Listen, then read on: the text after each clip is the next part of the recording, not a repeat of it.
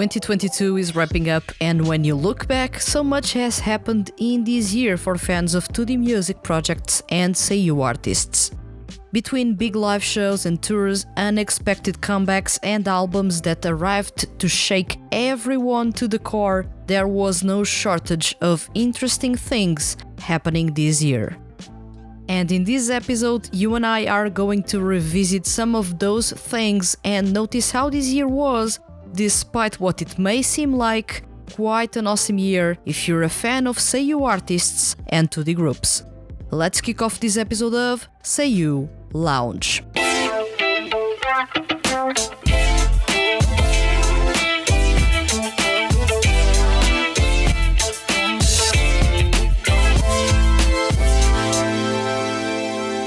Welcome to SEIYUU Lounge. I am your host Vanessa, and today's topic is 2022 in review. Big live shows, unexpected comebacks, the biggest albums, and everything in between. This is another episode in the series dedicated to cover the big happenings in 2022 among male SEIYUU artists and 2D groups. Do know that this is by no means an exhaustive episode, so I'll be covering some of the biggest happenings, nothing more. If I missed anything or you feel like there are any happenings worth putting the spotlight on, do leave those in the comments on YouTube. Now, 2022 seemed like a slow year despite how strongly it kicked off. There were very few live shows, 2D music projects didn't do anything out of the ordinary, some SEIYUU artists chose to not be active, while others were surprisingly active in 2022. You can say that the quality of the music released this year was nowhere near the sheer quality of 2020. That was a truly amazing year for fans of 2D music projects and SEIYUU artists. But it did come relatively close, especially in the first and last months of 2022. January and February 2022 were ridiculous in terms of sheer quality of the music that was released. You had Yuma Uchida's Good Mood, Makoto Furukawa's Ware Bara ni Insu, Soma Saito's My Beautiful Valentine, Toshiki Masuda's Midnight Dancer, Gyro Axia's Freestyle, and many more. The quality was off the charts. And the year wrapped up with November and December 2022's releases being equally strong. Mamoru Miyano's The Entertainment, Soma Saito's Yin Yang, Miyurino's No Concept, Zul's Zenith, Wataru Hatanu's Taurus, and many more left their mark and wrapped up 2022 in style. So now that you and I are talking about the biggest albums of 2022, let's cover some of those in a bit more detail in the next corner. Biggest albums of 2022. Concept albums. Don't mistake this title for the best albums, that's a different topic that will be covered in a different episode of SEIYUU Lounge. In here, I'm going to share with you which were the biggest album releases of the year given how unique they were. They were, and still are, CDs that impressed me a whole lot and that, in some way, I'd love to relive the moment they were released to experience yet again listening to them for the very first time. To avoid making this episode extremely long, let's talk about 5 of those albums, but do remember that you can visit THTFHQ.com for the extended feature that covers many more CDs. 2022 was a year of concept albums. Seriously. Daisuke Ono released Sounds of Love, Wataru Hatanu released Taurus, and Soma Saito released not one but 2 concept EPs in 2022. My Beautiful Valentine and Yin Yang. Daisuke Ono and Wataru Hatano explored infinite, passionate love in completely different ways, giving way to 2 unique CDs. I felt that, in a way, Taurus by Wataru Hatano had an insanely difficult concept at its core, and there are times when you listen to this CD in which it is not clear what the concept really is, something that attests to how complex the whole concept is. Daisuke Ono's Sounds of Love mixes songs with drama tracks, however, for those listening to the CD on streaming platforms, only the songs are available, so you will be missing part of the story that makes this CD so good. Having the legendary a cappella group The Gospelers helping out with the composition of some of the songs, and even providing backing vocals, ended up taking this mini-album to a really high status among those released in 2022. And after a 2021 not releasing any music, singer-songwriter extraordinaire Soma Saito released not one but 2 EPs, both concept albums with an intricate level of complexity and stories that will kick you in the gut when the twist arrives. My Beautiful Valentine explored surrealistic love, giving way to one of the most twisted and dark stories that Soma Saito has ever created. Even Yin Yang doesn't go as dark as My Beautiful Valentine went. The fact that My Beautiful Valentine kicks off really bright and bubbly arose suspicion by Saito's fans that maybe, just maybe, a twist was coming, and indeed it was. By the time Uzumibi and Zakuru arrive, Saito tells you that everything you heard up until then was a dream or a nightmare, depending on your point of view, and now you have to find a way out. Wake up from this dream, and it is as dark as it is alluring, and thus, questions arise. Will you destroy everything around you and move on after that destruction, or will you succumb to pleasure and stay there? When Kudryavka arrives, Saito directly addresses you, breaking the fourth wall, and asks you what you think about that, before ironically wrapping up the EP saying that, "Here, have a chocolate." Twisted humor started to show in this EP. And when Yin Yang was released, that twisted humor was heightened, and what you get in this EP is something dark, full-on ironic, presenting you the human condition in several states while mocking it from the lens of its creator. In this EP you go from the creation of paradise to it turning into pure hell to its destruction by its creator. It is a roller coaster ride of pure madness, showing that instead of light and dark sides, people inherently have both light and darkness intertwined. You can't put one apart, they are one and the same.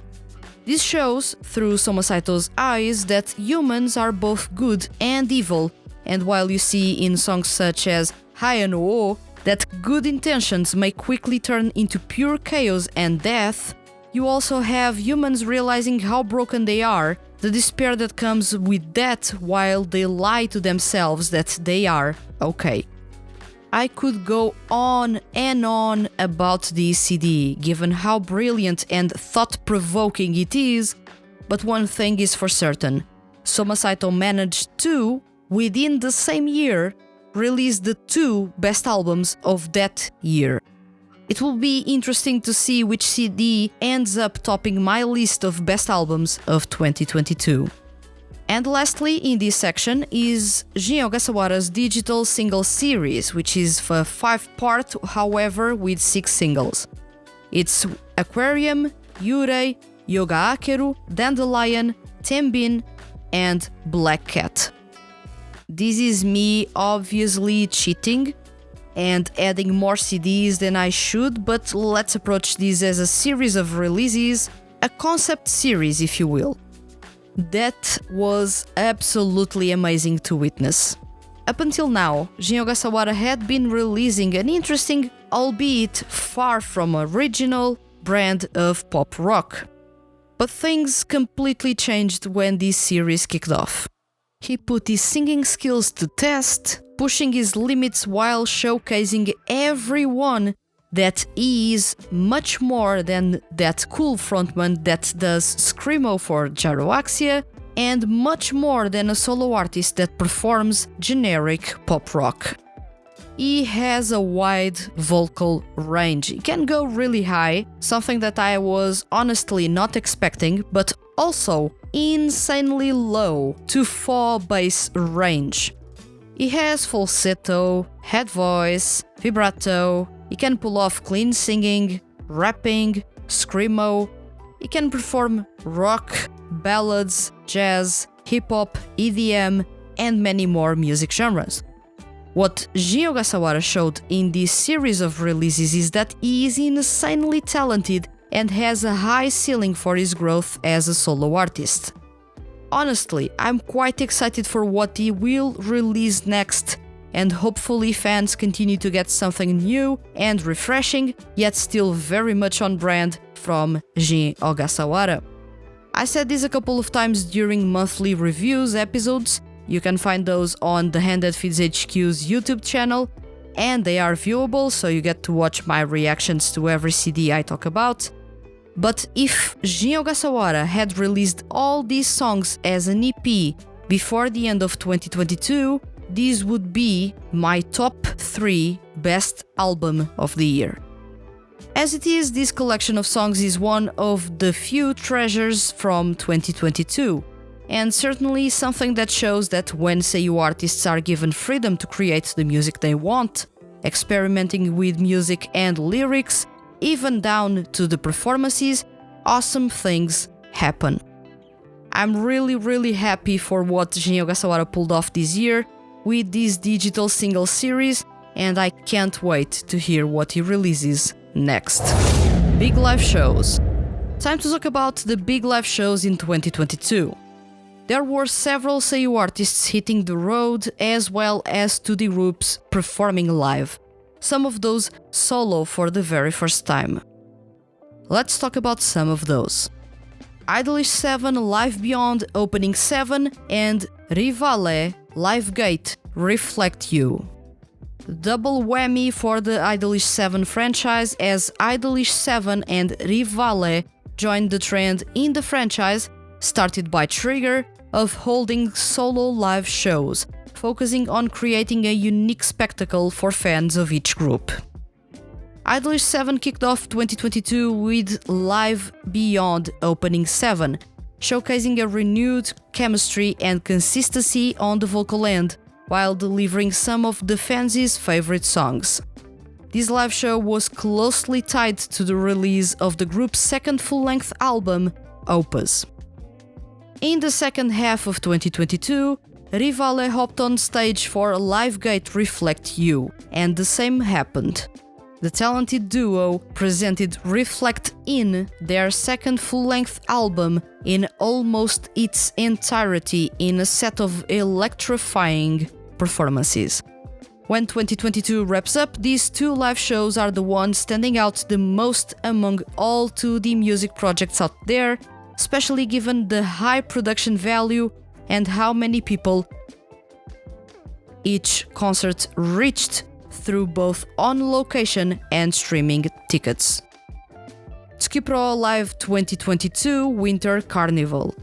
After a couple of years without Skipro's groups all on the same stage, in 2022 the franchise was able to hold a live show that quenched the thirst of fans eagerly waiting to watch the new songs by each group being performed live. Skipro Live 2022 Winter Carnival was held in February in Tokyo, with a simultaneous live stream made available to international fans in 20 countries around the world. This is part of the recent efforts by Skipro and Movik in making their content known overseas. It has started with their yearly 48-hour live streams and has now extended to their flagship live shows featuring the cast members of Soara, Solids, Growth and Quell. Who knows if the next step by Movik is to make the music by all groups in the franchise available for streaming internationally. That would be amazing and is easily the step left for this franchise to garner more interest internationally. But as it is, Skipro Live 2022 Winter Carnival was a fantastic live show, filled with high-octane performances, plenty of highlights on the vocal end, mesmerizing performances and laid-back banter. It was everything a fan of the Skipro franchise could have asked for. Paradox Live second live dope show at Pacifico Yokohama. The Paradox Live franchise is making sure all its music and live performances are open to all fans around the world, removing almost all the obstacles that most 2D music projects put in front of them whenever the topic of international live stream is raised in a meeting. Paradox Live's second live dope show at Pacifico Yokohama featured live performances by Bei, The Cat's Whiskers, Cosmes, Akan Yatsura, Buraikan, Inmate, Emperul, Visti and Goko Luck, wrapping up in style an interesting era for the franchise while actively welcoming new groups into the franchise and impressing at the same time with stylish performances while paying homage to some of the most niche hip-hop subgenres you can find. Yumuchida Live 2022. Almost like a tradition, Yumuchida held a massive live show to wrap up solo activities in the year. Yumuchida Live 2022 was held at Nippon Budokan for 2 days. And this time around, each day of the live show had a different concept with completely different songs being performed. Unexpected comebacks. Toshiki Masuda. It is well known by now that Toshiki Masuda, despite having a solo career, doesn't dedicate that much of his time to it, releasing music not as frequently as most fans would love and with long periods of hiatus between CDs. Although it was not a surprise when 2022 kicked off that Toshiki Masuda was going to make a long-awaited comeback with Midnight Dancer, for those still in 2021 and looking forward to 2022, it arrived as unexpected. And the hype was more than met with a fantastic release that only has one fault. It is brief. Toshiki Masuda left many people looking forward for more from him. But as 2022 wraps up, we're experiencing that well-known period of nothing. Mamoru Miyano. After everything looked like Mamo was going to release a full-length album in 2021, something that didn't happen, 2022 arrived and fans finally got that long-awaited announcement. Mamoru Miyano was set to make a comeback with The Entertainment, his 7th full-length album. While the album only features 1/3 of truly new songs in itself, it was a much-needed addition to his repertoire, showcasing a solo pop star maturing, finding music genres he loves, embracing those, and delivering high-quality music time after time while remaining relevant throughout that growth. As 2022 wraps up, The Entertainment stands out as one of the best albums of the year. Sir Vanity. Just like Toshiki Masuda, Sir Vanity has been quite erratic in its music releases. The rock band fronted by Yoshiki Nakajima and Yuichiro Umehara had been on a hiatus for over a year when they announced they were working on new music, set to release their first full-length album, as well as hold their first live show. The band did manage to impress with Ray, album that showcases the unique colors of Sir Vanity both in their sonority and lyrics. Sir Vanity is slowly attracting attention, and as 2022 wraps up, they are one of the most exciting bands out there, one certainly to look out for in the coming year. Other happenings. Now it is time to talk about other happenings in the music industry for SEIYUU artists and 2D music projects. 2022 was a year with very few debuts, but at the same time, many 2D music projects faded away, others completely messed up their opportunities, while others ended up seeing the light dimming, ultimately going on a hiatus until, well, God knows when. The biggest offender in this category is Jazzon, the 2D jazz music project that had been struggling with sales for quite a while, and despite the fact that the music was generally good, it seems like it was not clicking with fans in Japan.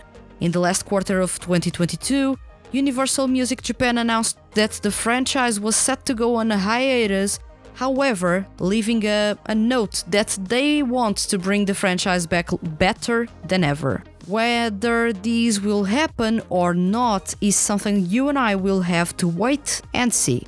On the opposite direction was the Band Yarose franchise. Yes, you heard it well.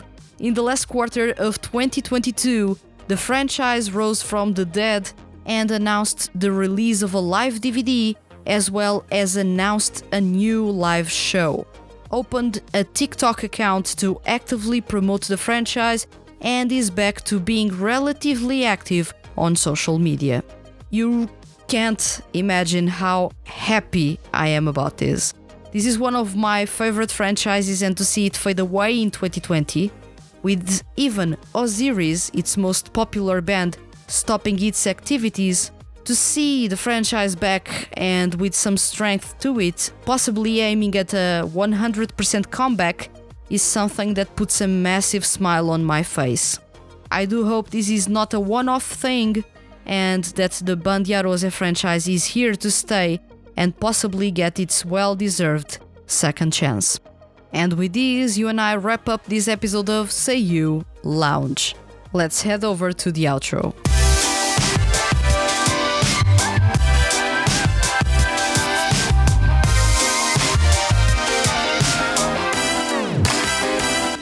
"2022 was a busy year despite how uneventful it seemed.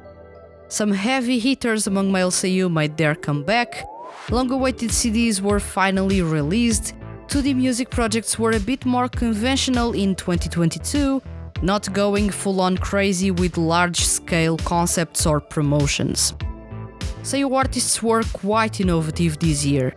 The three sales monsters among male SEIYUU artists, which is to say Mamoru Miyano, Soma Saito and Toshiki Masuda, lived up to their title. However, it was quite interesting yet worrying to see Miyano's The Entertainment selling below 10k copies, whereas most albums by Mamo usually sold around 15k and 20k.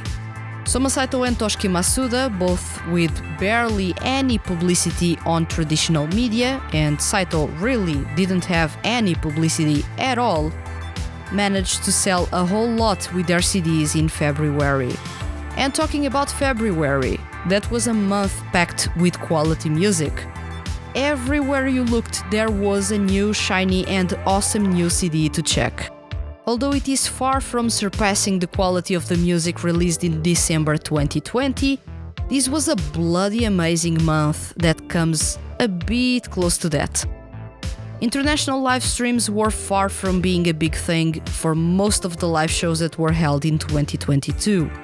2D music projects seem to be betting more on these than SEIYUU artists, something that I find quite interesting. Well, as 2022 wraps up, there were a lot of awesome things that happened, something that leads me to conclude that this was a really good year. At least for me, it was a near-perfect year. Now tell me, which was the biggest happening for you in 2022? Which was the news about male SEIYUU or 2D groups that really made you incredibly excited about? Let me know in the comments on YouTube. And remember, leave your comments as complex or as simple as they may be, and you can be featured on upcoming episodes of SEIYUU Lounge. Hit the subscribe button if you enjoyed this episode and don't want to miss the THTFHQ's weekly male SEIYUU and music-related content. I'll return next week with another episode of SEIYUU Lounge. Thank you for listening, and see you guys around.